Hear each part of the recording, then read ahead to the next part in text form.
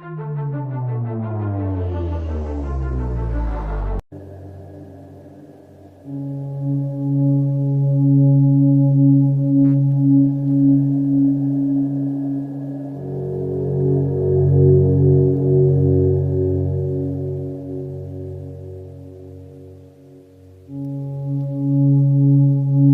vast expanse of Nevada's Badlands stretches endlessly to the horizon. Hidden within these mountain strongholds are some of America's deepest and darkest secrets. Secret aircraft and the other legends of Area 51. Among these sandstone canyons today, there's a new glimmer of truth. Shrouded in mystery, it's a story that demands to be told. These are the witnesses of one of America's most unusual UFO encounters in history. Navy veterans and a band of brothers that want you to know that what they witnessed is real. This is their story. Petty Officer Jason Turner served aboard the USS Princeton in 2004. His personal conviction for democracy and patriotism guides him in his search for the truth. This is an actual event that happened, and I witnessed it. Aviation tech Patrick Hughes, a USS Nimitz veteran, he speaks for his shipmates who choose to remain silent. I'm one of those who has to see to believe, and obviously I've seen the evidence of this, so it exists. Top Gun Air Intercept Controller Kevin Day and Fire Controlman Gary Voorhees, both from the Princeton, served together in the ship's Combat Information Center. They saw them first, whatever it is they are. They wanted to show themselves, whatever they were. I don't think they wanted anything really to do with us. They were literally breaking the laws of physics in my eyes. These sailors are here for truth and vindication, and their story goes back over a decade to a time and place that marked a departure for all of them, both in their Navy careers, but also in their knowledge of the limits of man's technological understanding of our world.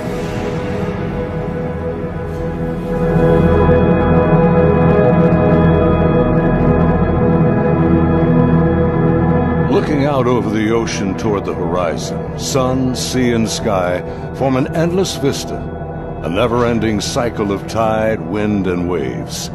Here, far from shore, strange events have unfolded. These stories stretch the boundaries of our imagination and challenge our beliefs. This is a true story of such events from the accounts of the sailors and naval aviators who experienced them. Professional military service members who want the world to know that what they encountered is real. Even more troubling, our military has no explanation. The answers seem to elude everyone, like reflections on the waves, yet they are out there.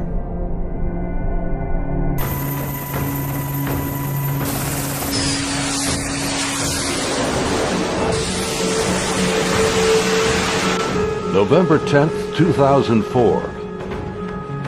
90 miles southwest of San Diego, California, in the Naval Operations Area, the Nimitz Carrier Strike Group and her complement of warships and the aircraft of Air Wing 11 are conducting a routine 2-week training exercise. Nearby, the guided missile cruiser USS Princeton has been tracking unknown aircraft that appear and disappear from her sophisticated Aegis radar screens. The Spy-1 Bravo radar is one of the most advanced sensors ever deployed. Princeton's main role is air defense of the strike group, and Operations Specialist Senior Chief Day is in charge of protecting the airspace around the Nimitz. And my job was to man the radars and ID everything that flew in the skies.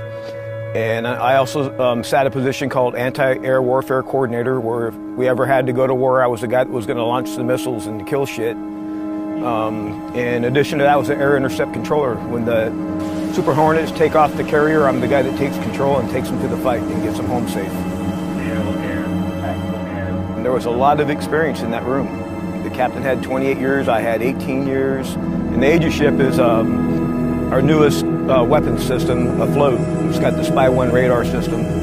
phased array radar system, and I was an expert on that. Inside the Combat Information Center, Chief Day's attention is focused on a group of unknown aircraft on the Spy-1 screen.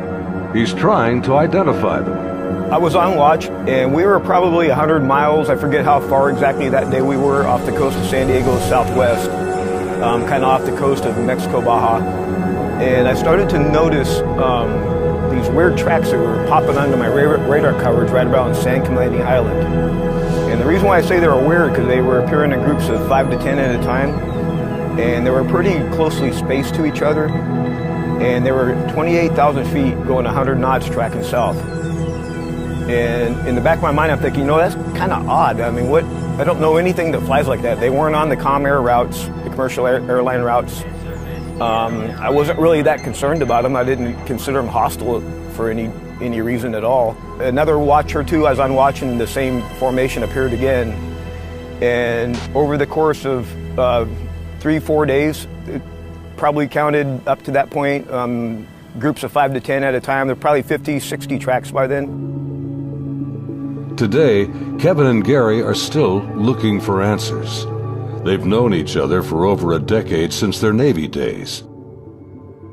Gary was a third-class petty officer and fire controlman back then. I worked on the Aegis computer system on a CG-59 guided missile cruiser, the USS Princeton. I'm in charge of CEC and data recording and maintaining and operating all the mainframes that run the system.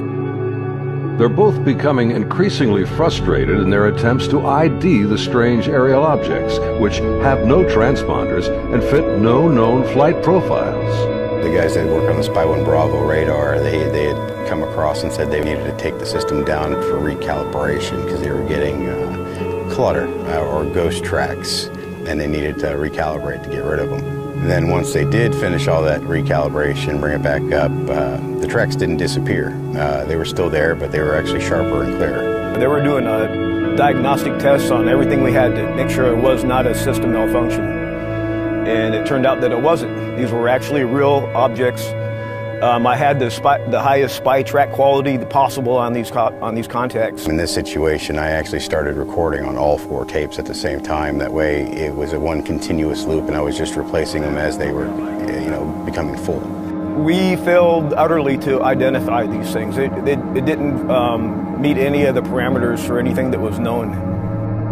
In some cases, they seem to descend from space and then suddenly plunge to near sea level in seconds. Coupled with the unidentified nature of the craft and lack of clearance, these extreme flight observations are very troubling to the crew assigned to protect the carrier group from aerial threats. Sunday, November 14th, morning. The Nimitz deck crew is busy launching FA-18F Super Hornets, helicopters, and E-2 Hawkeye early warning planes. The mission? Simulated air defense, or ADEX training over the Pacific. The winds are calm, the skies are clear, a near perfect day for flying.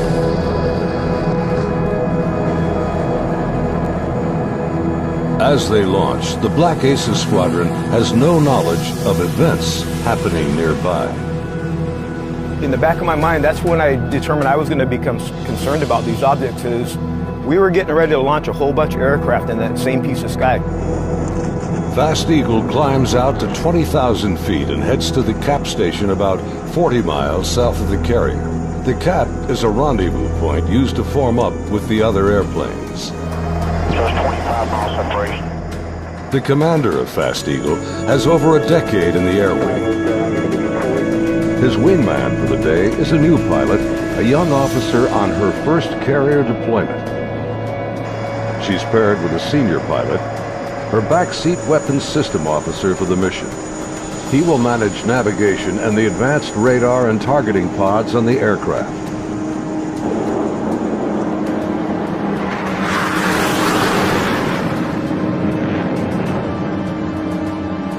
Overhead, an E-2 Hawkeye from the Wallbanger Squadron is on station directing the aircraft. Banger provides eye-in-the-sky command and control during carrier flight operations.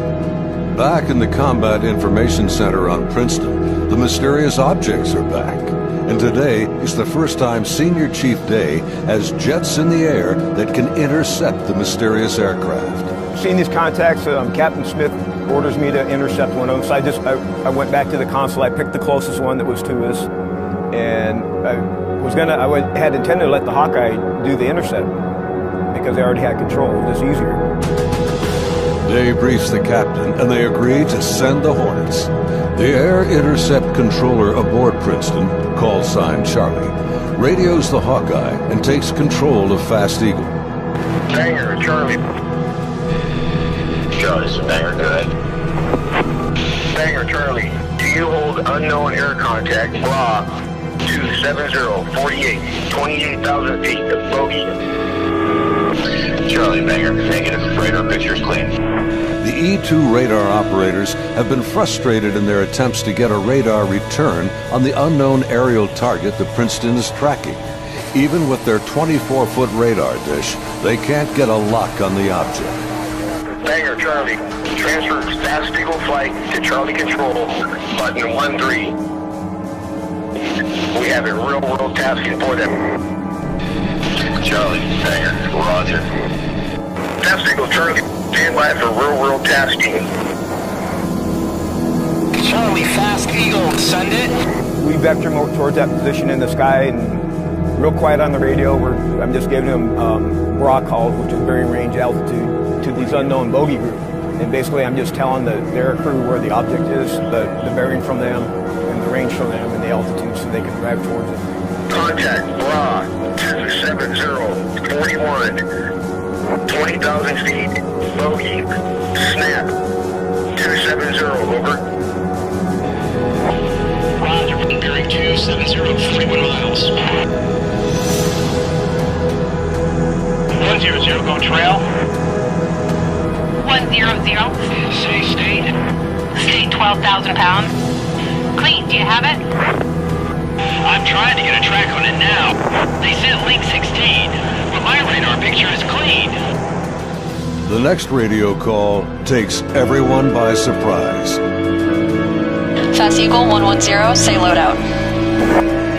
110, what's your weapons loadout? Yeah, the tactical action officer, the TAO, jumps on the radio. Her name was Lieutenant Elders, and she just point blank asked the Fast Eagle flight if they were carrying any type of weapons.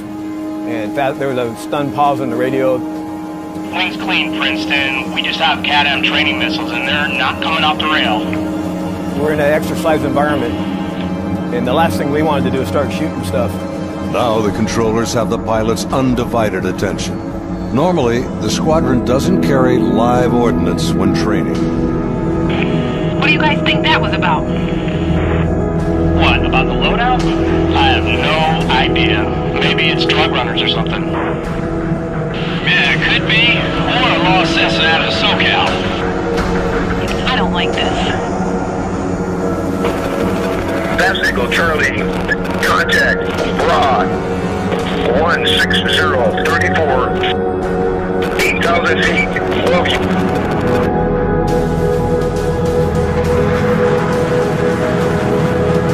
Roger, 34 miles at 8,000.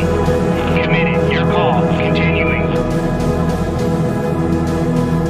As Fast Eagle approaches the target, they see nothing unusual. Their onboard radars can't get a lock on the object. Fast Eagle, Charlie, bra 160-10. 8,000 feet. Roger.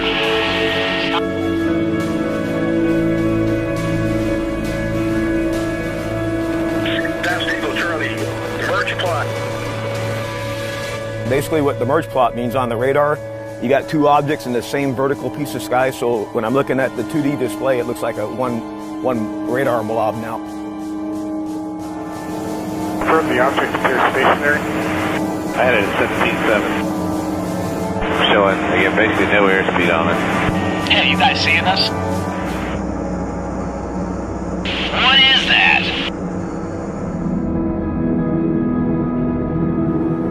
As the Super Hornets approach the target, they see a disturbance on the ocean surface. It's about the size of a 737, and it looks like something could be just below the surface. 100, anchor here, Angels 2-4. Fast Eagle. We're observing something in the water here, possibly aircraft in the water at the merge plot, just north of our position, about 2 miles. Charlie, roger. I'm descending to Angels 14 to take a look. Do you think that's our unknown? Not sure. Radar's clean. As soon as he got to the merge plot position, the object that he was intercepting dropped from 28,000 feet down to 50 feet above the water in 0.78 seconds, as I found out later the next day. As the Super Hornets get closer to the ocean disturbance, he suddenly spots another craft above it, a much smaller white object with an oblong shape, hovering, then darting just above the waves.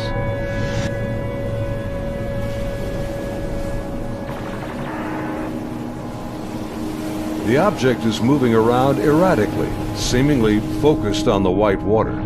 The shape is similar to a tic-tac. It's smooth like porcelain. It's not an airplane.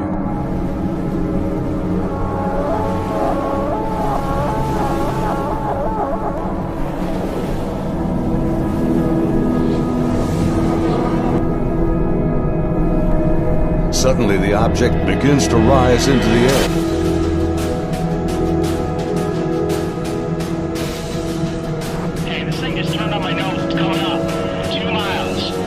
Strange craft begins mirroring the turn rate of Fast Eagle. 1 Vulgate, 287, 2 miles, Angels 5. The object is now at his 3 o'clock position as he continues to turn with it. He's turning hard at 3,000 meters. We had the external communications in the speaker in combat so everyone could listen to it. And the next thing I hear in the radio going, oh my God, I'm engaged, I'm engaged. 1,000 meters, he's southwest, Angels 8.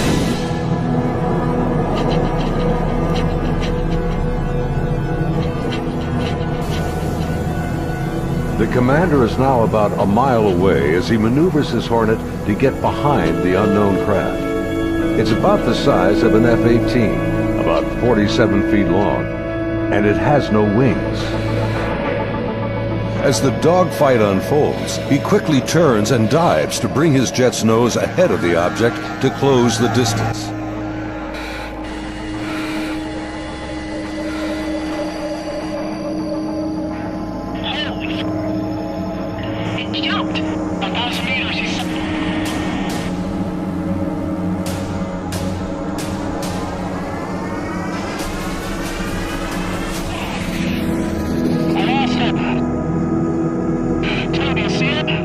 Suddenly, the tic-tac rockets past. It's gone beyond the horizon in the blink of an eye. I saw it go 137. No tally. That didn't just happen. Say again. Fast Eagle Charlie, sir, you're not going to believe this, but the bogey group is now back anchored cap station.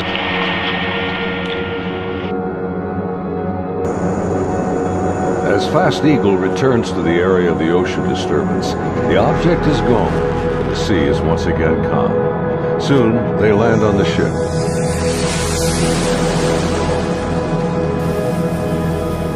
Back on board Banger, the flight crew has been listening to the radio transmissions from Fast Eagle.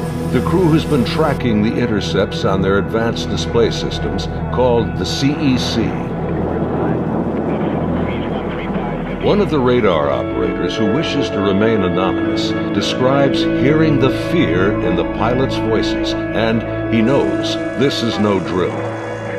I had a good friend who flew on the Hawkeyes. We've been calling him Roger to protect his identity because he didn't want to come forward at this time, but he wanted to contribute to the story to verify that it actually happened. So there were 5 people in the airplane. Roger would have been seating in the radar officer seat, which is towards the back middle of the plane. To the side of each one of them, or behind them, depending how the chair's rotating, is a window. Suddenly, his attention is drawn to something outside the Hawkeye. He and the entire crew watch in disbelief as a tic-tac object suddenly forms up on their E2 and then just as quickly shoots away from sight. The crew is left in disbelief.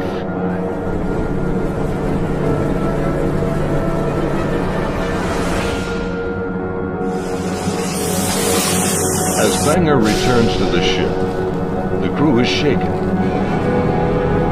The highly unusual events are troubling, but what happens next has haunted them to this day. U.S. Navy officers quickly arrive and escort the aircrew to a secure space on the ship. As the crewmen begin to take off their flight gear, an officer begins the debriefing by telling them this event did not happen, and they are given non-disclosure agreements to sign. They are warned to never discuss this event again.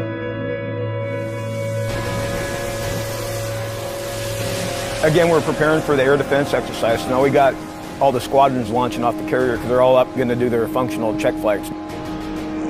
Senior Chief Day watched in disbelief as the Tic Tac UFOs reacted to the incoming fighter jets.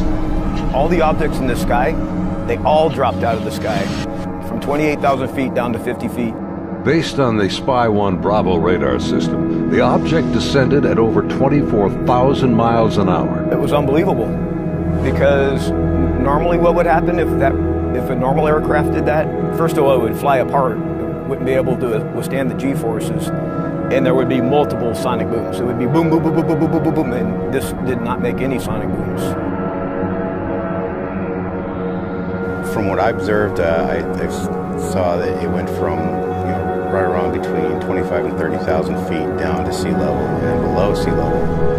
Contact. Tag number 042. Below sea level was confirmed to me by the actual sonar techs that were in combat, in communications with other techs, that had said they had an active track on it under the water.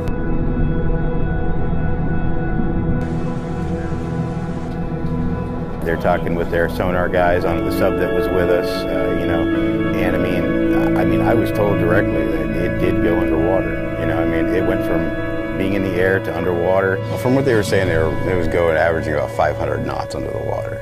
So it did slow down when it hit the water, but it didn't affect it inertially. After the intercepts, both Kevin and Gary climbed up to the ship's bridge wing to get a better view of the objects through the binoculars. We go up to the bridge wing and look at them through the big eyes, which is heavily magnified binoculars that are out on the bridge wing of the ship. Even when I was off watch, I was usually up in combat anyway. And I was sitting at the console. I just picked the closest object to us, and I got the relative bearing from the ship, slave over to the relative bearing at about the right altitude, and saw this white light in the sky. The movements were smooth to erratic. They just moved from one point to another. It was always a very sharp and clean movement. It always felt like a constant speed, not like speeding up. Just it needed to go to that point, and it decided to do it at this speed, and then it would just go from nothing to the speed they were going to go, and then stop at the next point. Meanwhile, back on the Nimitz, aviation tech Patrick Hughes is working to secure the classified data recorders from the Hawkeye that encountered the Tic Tac. We pull out their hard drives. We call them RMCs. We call them bricks because they physically heavy like a brick. But they contain the software to run the airplane. They also record a lot of the data that the aircrew sees during the flight. So we take the removable stuff, we take it out, we go downstairs, back to our shop. Patrick's job involves tracking the chain of custody of the hard drives. Then we open up the safe, put them in the safe. We've got tracking sheets so we know what RMCs are on what airplane. We know who signed them out, who put them in the airplane, who took them out of the airplane. As he gets ready to wrap up the mission, there's a knock on the door. Our commanding officer's there, two other guys in flight suits who I'm assuming were Air Force officers, because I'm pretty sure that's the insignia they had on. But they were not on the ship earlier. I did not see them come on the ship, so I'm not sure how they got there. But the skipper basically said, I need the bricks off the flight. We opened the safe, we put them in the bags. He took them, he took his two anonymous officers, and left. The officers, with the classified hard drives in hand, soon board an HS-60 Seahawk helicopter and leave Nimitz.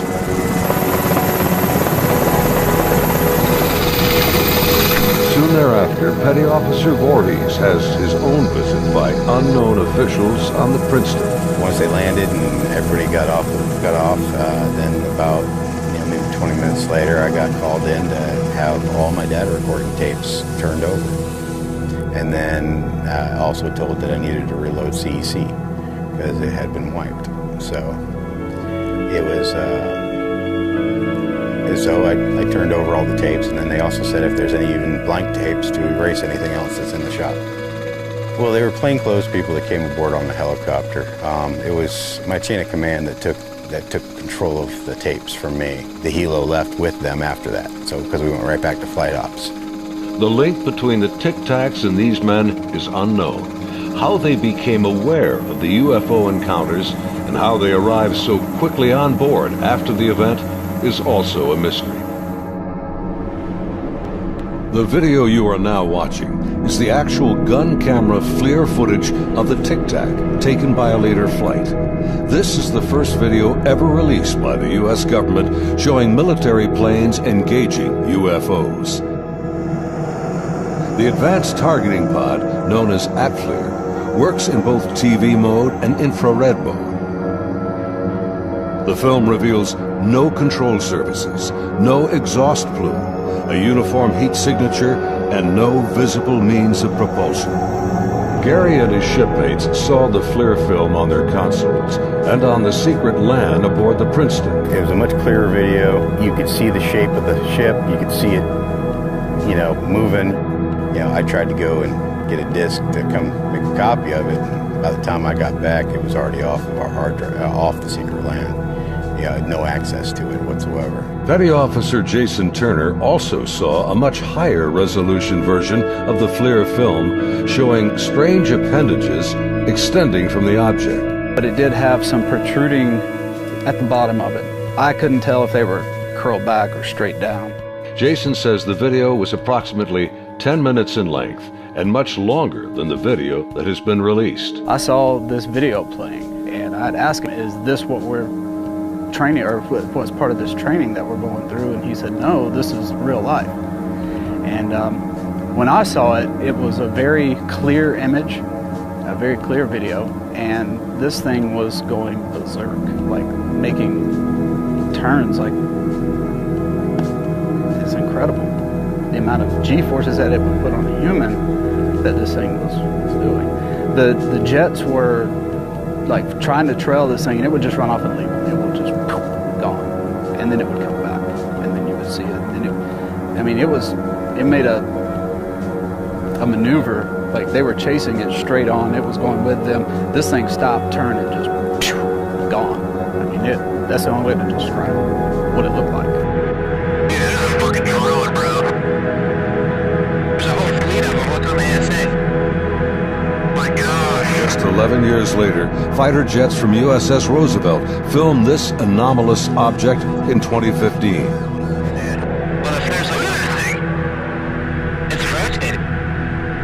Like the Nimitz encounter, they too were conducting routine training when fleets of UFOs were encountered by the pilots. The Nimitz encounters remained cloaked secrecy for over 13 years. The first-hand testimony about UFO sightings is practically unheard of from military service members.